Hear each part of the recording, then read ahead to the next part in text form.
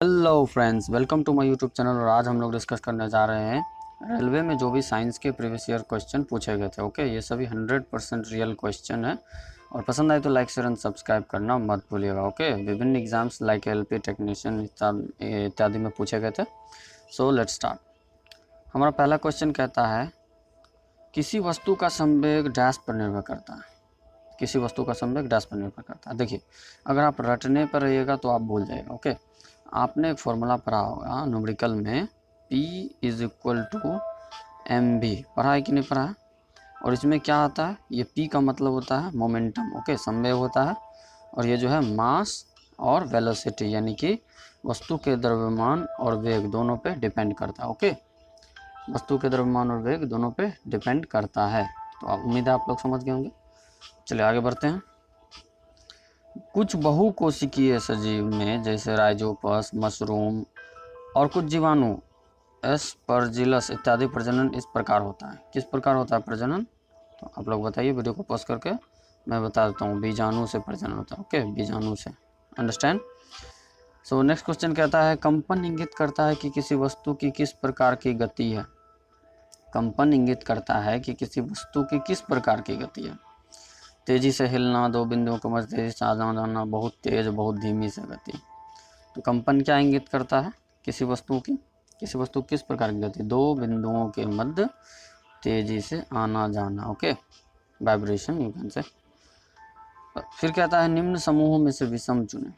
अब देखिए, इसको आप रीजनिंग मान लें, साइंस मान लें, जो मान लें, बट कंप्यूटर साइंस से दिया हुआ हो सकता है। देखिए, desktop computer, mobile phone, iPod, laptop. देखिए, ये तीनों एक ग्रुप में आते हैं। ओके, और आपका जो आंसर हो जाएगा वो डेस्कटॉप कंप्यूटर हो जाएगा। ये सभी देखिए पोर्टेबल है, इसको आप एक जगह से दूसरी जगह ले जा सकते हैं, है कि नहीं? Mobile phone, iPod, laptop. But desktop computer portable नहीं है ना, सीधी सी बात है, डेस्क पे रख के काम कीजिए तो ये अलग हो जाएगा। ओके, चलिए नेक्स्ट क्वेश्चन पे चलता हूँ। डैश H2SO4 का आणविक द्रव्यमान। देखिए, आपको न्यूमेरिकल्स कुछ सेपरेट न्यूमेरिकल से पूछे गए हैं, ऐसा नहीं कि पूछ दे और आपको आए ही नहीं। ठीक है, तो न्यूमेरिकल जैसे इस टाइप का, इसका जो आणविक द्रव्यमान पूछा गया है, ये आप डायरेक्ट याद भी रख सकते हैं। इसको आप डायरेक्ट 98U याद कर लीजिए। इसको बनाने में थोड़ा टाइम लगता है, ठीक है, मास वगैरह कैलकुलेट करना पड़ता है। तो आप मास देख सकते हैं, आप बना के देख लीजिए। अदरवाइज़ मैं नेक्स्ट वीडियो जब न्यूमेरिकल के लाऊंगा तो मैं इसको बता दूंगा। ओके, अदरवाइज़ आप डायरेक्ट भी याद रख सकते हैं कि H2SO4 का आणविक द्रव्यमान 98U होता है। ओके, ये डायरेक्टली पूछा जाता है, आप याद कर लीजिए सिंपली, अगर आपको न्यूमेरिकल नहीं समझ आता है तो। नेक्स्ट क्वेश्चन कहता है वायु में ध्वनि के वेग से अधिक के चाल से यात्रा करने वाली एक वस्तु को डैश कहा जाता है। देखिए, जो भी साउंड से ज़्यादा जिसका ये हो, वेग हो, उसको क्या कहेंगे हम? पराध्वनिक कहेंगे। ओके, पराध्वनिक। देखिए, इसमें आप पराश्रव्य वगैरह में कंफ्यूज हो सकते हैं। ओके, तो पराश्रव्य होता है कि जिसको आप सुन नहीं सकते, जिस ध्वनि को। ओके, अपसर्व मतलब बहुत ज़्यादा होता है। ठीक है, अपसर्व मतलब इतना कम होता है कि तो भी आप नहीं सुन सकते हैं। और अति पराध्वनिक ये तो कुछ होता नहीं है साइंस में। ठीक है, तो आप पराध्वनिक से कंफ्यूज हो सकते थे, तो पराध्वनिक ही हमारा आंसर हो जाएगा। ओके, नेक्स्ट क्वेश्चन कहता है बल बराबर क्या होता है। अब देखिए, इसको भी मैं न्यूमेरिकल इसमें एक ऐड कर रहा हूँ। ओके, बल बराबर क्या होता है, आप लोग न्यूमेरिकल याद करके देखिए। ठीक है, डायरेक्टली रटने की कोशिश मत कीजिएगा वरना आप भूल जाएंगे। ओके, मैंने याद कर रखा है F=m। F=m आपने पढ़ा होगा। तो बल बराबर क्या होता है? मास इंटू एक्सेलरेशन, यानी कि द्रव्यमान गुना त्वरण। आप सारे ऑप्शन पढ़ सकते हैं, मैं डायरेक्ट आंसर बता देता हूँ। F=m में, यानी कि F से फोर्स हो सकता है, ये फोर्स है। ठीक है, ये मास है और ये एक्सेलरेशन। ओके, तो आप समझ ही जाएंगे। नेक्स्ट क्वेश्चन पे चलता हूँ। अनुपस्थित शब्द ज्ञात करें। देखिए, इसमें कौन सा एक दो क्वेश्चन शायद जीके का आ गया है। देखिए, लीप मतलब भी उसी टाइप का वर्ड होता है। ठीक है, उछलना, कूदना, जो भी बोले आप। जंप मतलब भी कूदना होता है, तो इसका क्या हो जाएगा? इस टाइप से सिनोनिम टाइप का आप देखिए, इसका पर्यायवाची ढूंढिए। ठीक है, इसका पर्यायवाची बाउंस हो जाएगा। ठीक है, बाउंस मतलब जो आप क्रिकेट खेलते हैं तो बॉल बाउंस होती है ना, मतलब उछलता है बॉल, तो इसका सिनोनिम ये हो जाएगा, यहाँ पे बाउंस हो जाएगा। ओके, तीनों एक ही अर्थ दे रहा है। ठीक है, डिसेंड वगैरह होगा नहीं। ठीक है, नेक्स्ट क्वेश्चन पे चलता हूँ। विद्युत चालक की प्रतिरोधकता इस पर निर्भर करती है। अब देखिए, मैं इसको आपको थोड़ा समझा देता हूँ। अदरवाइज आप लोग एग्जाम में जाके गलती करेंगे। प्रतिरोधकता, प्रतिरोधकता मतलब कि उससे करंट कम फॉलो होगी। ओके, रोध करेगा, रोकेगा उसको। ये कोई वायर है, इससे क्या होगा, करंट कम फॉलो होगा, रुक रुक के फॉलो होगा। ओके, डायरेक्टली नहीं फॉलो होगा, रुक रुक के, इसी को बोलेंगे प्रतिरोधकता। ओके, तो ये किस पे डिपेंड करेगा, पार भाग अनुभाग का क्षेत्रफल, जी नहीं, इस पे नहीं। सभी दिए गए विकल्प, ये भी नहीं होगा, ये तो बेतुका क्वेश्चन दे दिया है। लंबाई, जी नहीं, ये भी नहीं होगा। जी हाँ, सामग्री, इस पे डिपेंड करेगा। क्योंकि देखिए, अब प्रतिरोधकता है तो किसी चीज़ में ज़्यादा करंट फॉलो होता है, किसी में कम फॉलो होता है कि नहीं। अब मान लीजिए आप चांदी ले लेंगे, सामग्री मतलब पदार्थ, जो भी आप वायर ले रहे हैं जिस टाइप का, तो चांदी ले लेंगे तो उसमें ज़्यादा फॉलो होगा, और उसी की तुलना में आप अगर लोहे से करंट फॉलो करवाएंगे तो कम फॉलो होगा। तो किस पे डिपेंड करेगा, सामग्री पे। ठीक है, प्रतिरोधकता किस पे डिपेंड करेगा, सामग्री पर, ये निर्भर करता है सामग्री पर। नेक्स्ट क्वेश्चन, एरियोलर उत्तक अंगों के, देखिए बहुत ज़्यादा अटपटे क्वेश्चन पूछे गए, तो आप प्रीवियस ईयर के क्वेश्चन नहीं लगाएंगे तब आपका सिलेक्शन कभी भी नहीं होगा। ओके, प्रीवियस ईयर क्वेश्चन कुछ यूनिक क्वेश्चन है जो कि आपको बुक्स में नहीं मिलेंगे। ओके, तो एरियोलर उत्तक अंगों के डैश स्थान भरता है, डैश अंगों को सहारा देता है और उत्तकों की मरम्मत करता है। चलिए इसको भी डिस्कस कर लेते हैं। एरियोलर उत्तक जो है वो शरीर के अंदर के स्थान भरता है और आंतरिक अंगों को सहायता देता है। ठीक है, नेक्स्ट क्वेश्चन पे चलता हूँ। कोई वस्तु सतत चाल से गति करती है जब इस पर कोई डैश ना लग रहा हो। देखिए हमारा क्वेश्चन है, कोई वस्तु सतत चाल से गति करती है जब इस पर कोई डैश ना लग रहा हो। देखिए ऐसे कोई वस्तु अगर जा रही है, कोई भी वस्तु इस टाइप से, सॉरी, ऐसे कोई वस्तु अगर जा रही है और ये सतत चाल से गति करती रहेगी जब इस पर डैश ना लग रहा हो, आवेग, जड़त्व, बल, ये हमारा आंसर हो जाएगा। ओके, ये भी नहीं होगा। अब देखिए अगर कोई वस्तु सीधी रेखा में जा रही है मान लीजिए, तो न्यूटन का फर्स्ट लॉ कहता है कि जब इस पर बल नहीं लगाएंगे तो ये हमेशा के लिए ऐसे ही जाती रहेगी। ओके, तो वही तो कह रहा है कि कोई वस्तु सतत चाल से गति करती है जब इस पर कोई बल ना लग रहा हो। ओके, ये ना है, समझ जाए आप लोग। ठीक है, जब भी इस पर कोई आप बल नहीं लगाएंगे तो ये जैसे कि वैसे ही जाती रहेगी। ठीक है, और ये निर्वात के लिए सही होता है। ठीक है, अब ऐसा नहीं कि कोई चीज़ छोड़ दिया तो जाती ही रहेगी, ये निर्वात के लिए सही होता है। तो कोई वस्तु सतत चाल से गति करती ही रहेगी जब तक इस पर कोई बल लागू ना हो। ओके, नेक्स्ट क्वेश्चन चलता हूँ। इथेनॉल के एक अणु में कितने हाइड्रोजन परमाणु होते हैं। देखिए अगर आपके पास टाइम कम है और आप न्यूमेरिकल में ज़्यादा डीपली नहीं जाना चाहते, ज़्यादा आपको समझ में नहीं आता, तो खास टाइप के न्यूमेरिकल आप याद कर लीजिए। ठीक है, कुछ खास टाइप के न्यूमेरिकल से याद करके आप अपना सिलेक्शन ले सकते हैं। तो इसमें 6 आंसर हो जाएगा। ओके, 6। इथेनॉल के एक अणु में कितने हाइड्रोजन परमाणु होते हैं, 6। ओके, चलिए नेक्स्ट क्वेश्चन पे चलता हूँ।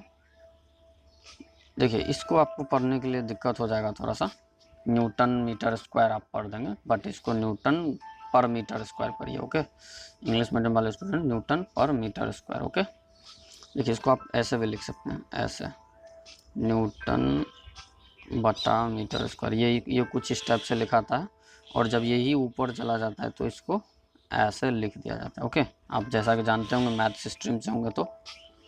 ठीक है, तो जो भी है न्यूटन पर मीटर स्क्वायर किसकी इकाई है, न्यूटन पर मीटर स्क्वायर जो है वो हमारा, आप लोग वीडियो को पॉज करके आंसर देते रहिए। ठीक है, दाब की इकाई। ओके, चलिए नेक्स्ट क्वेश्चन पे चलता हूँ। निम्न में से कौन सी अक्रिय गैस को आवर्त 5 में रखा गया। देखिए इसको मैं डील कर देता हूँ। देखिए अब पीरियोडिक टेबल में है कि आपको रटने से काम नहीं चलेगा, एक पीरियोडिक टेबल से थाउजेंड्स मोर देन क्वेश्चन पूछे गए थे, है कि नहीं। पीरियोडिक टेबल की मैंने वीडियो बना रखी है, चैनल पे जाकर देख सकते हैं, और मैं और भी सीरीज लेकर आता रहूँगा। देखिए मैं समझा देता हूँ उसको। ठीक है, मान लीजिए कि अक्रिय गैस के बारे में बताया गया। ठीक है, और आपने 18th ग्रुप में पढ़ा होगा कि helium, neon, argon, krypton, xenon. ठीक है, जेनॉन, रेडॉन जो भी है, तो अभी मैं फ़िलहाल इसी को डिस्कस कर रहा हूँ, ये 5 तक को। देखिए ये फर्स्ट ग्रुप का है, आवर्त, first period, second period, third period, fifth period, fourth period, fifth period. कितने में है जेनॉन, किस में, निम्नलिखित में कौन से अक्रिय गैस को आवर्त 5 में रखा है। देखिए 5वें आवर्त में कौन है, जेनॉन है। ओके, जेनॉन हमारा आंसर हो जाएगा। देखिए पहला आवर्त, दूसरा आवर्त, तीसरा आवर्त, चौथा आवर्त, 5वां आवर्त में कौन है, जेनॉन है ना। जेनोन। और ग्रुप पूछे तो ग्रुप 18th में आता है, तो आप जानते ही हैं अक्रिय गैस को ग्रुप 18th में रखा गया। देखिए जल्दीबाजी मत कीजिएगा वरना समझ में नहीं आएगा। ओके, निम्न में से कौन सी एक अवक्षेपण अभिक्रिया, देखिए इसको तो मैं डिस्कस नहीं कर सकता हूँ, अभी टाइम नहीं, थोड़ा सा डायरेक्ट आपको मैं बता देता हूँ। ये सोडियम सल्फेट। अब अवक्षेपण अभिक्रिया किसको कहता है वो आप समझ लीजिए। देखिए जिसमें अवक्षेप बनता है ना, अगर मान लिया जाए कि आप मान लिया जाए, समझिए कि अगर बालू और मिट्टी को घोलते हैं, ठीक है, मिट्टी को घोलेंगे और पानी को, क्या होगा कि मिट्टी तो घुल जाएगी लेकिन उसके जो कंकर वाले भाग होंगे वो नीचे बैठ जाएंगे, है कि नहीं, तो उसी को बोलते हैं अवक्षेप बनना। कुछ जो रिमेनिंग चीज़ें बच जाए तो वही होती है अवक्षेप का बनना। तो ये अवक्षेपण अभिक्रिया क्या हो जाएगी, sodium sulphate plus barium chloride मिल करके barium sulphate plus sodium chloride बनाएंगे। चलिए नेक्स्ट क्वेश्चन चलता हूँ। डैश की SI इकाई ओम है। आपको इसको तो याद ही करना पड़ेगा। देखिए SI यूनिट्स आप याद कर लीजिए, 20-25 आराम से 1-2 नंबर उठा लीजिएगा। विद्युत धारा जिन्हें धारा का एम्पियर होता है, विभवांतर का वोल्ट होता है। ओके, विद्युत आवेश का कूलम्ब होता है। प्रतिरोध की इकाई क्या है, ओम है। Okay, next question. बाबर ने भारत पर डैश में पहला आक्रमण किया। देखिए मैंने एक हिस्ट्री का क्वेश्चन लिया है और उम्मीद है अगर आप लोग जो भी इसको बता देगा मैं मानूंगा कि वो बहुत ही ब्रिलियंट स्टूडेंट है और इसकी जनरल स्टडीज़ बहुत अच्छी है। देखिए PCS लेवल का क्वेश्चन पूछा गया था, है कि नहीं, PCS लेवल का क्वेश्चन, ठीक है। तो 1519 में बाबर ने भारत में पहला आक्रमण किया।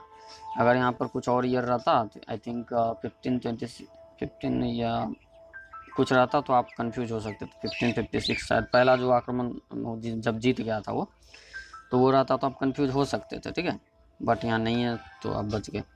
बट ये PCS लेवल का क्वेश्चन है, 1519 में पहला आक्रमण किया था। नेक्स्ट क्वेश्चन पे चलता हूँ। फेरस सल्फेट क्रिस्टल का आणविक सूत्र है।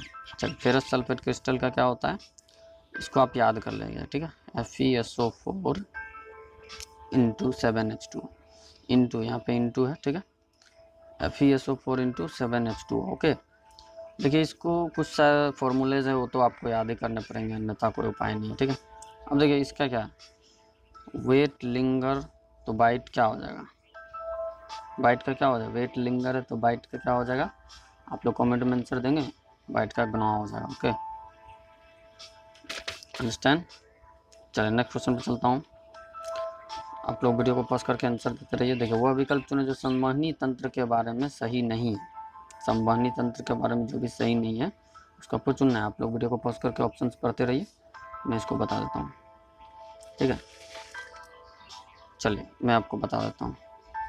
मानव, देखिए सही नहीं है बोला, जो गलत होगा उसको आपको बताना। मानव RBC का जीवन काल 115 से 120 दिन होता है, ये तो सही है। यह शरीर के वजन का लगभग 7 से 8% होता है, ठीक है, तो ये भी सही है। ब्लड जो है शरीर के 7 से 8%, तो ये भी सही है। रक्त कम दबाव पर इनमें झटके से और तेज़ी से बहता है, ठीक है, तो ये भी सही है, बिल्कुल सही है। एक सेकेंड, यही हमारा जो है गलत है। ओके, यही जो हमारा गलत है, यही हमारा आंसर हो जाएगा। ओके, रक्त को सामान्यतः जीवन धारा कहा जाता है, ये भी सही है। जो सही नहीं है उसको छांटना था, ठीक है। तो रक्त कम दबाव पर उनमें झटके से और तेज़ी से बहता है। जिन्हें ब्लड का दबाव कम होता है, क्या अगर प्रेशर नहीं होगा तो क्या ब्लड फ्लो होगा, क्या कट जाए तो देखिए कितना ब्लड निकलता है, ठीक है। चलिए नेक्स्ट क्वेश्चन पे चलता हूँ। चलिए तो वीडियो को यहीं पे ख़त्म करते हैं, और पसंद आए तो लाइक शेयर एंड सब्सक्राइब करना मत भूलिएगा। वीडियो को बनाने में बहुत मेहनत लगता है, और आप प्रीवियस ईयर के क्वेश्चंस की मोर एंड मोर प्रैक्टिस करते रहिए। देखिए इस टाइप के क्वेश्चंस आपको बुक में नहीं मिलेंगे, ठीक है, और अगर आप प्रीवियस ईयर के क्वेश्चन नहीं पढ़ते हैं तो फिर सिलेक्शन मुश्किल है। ओके, चलिए बंद करता हूँ।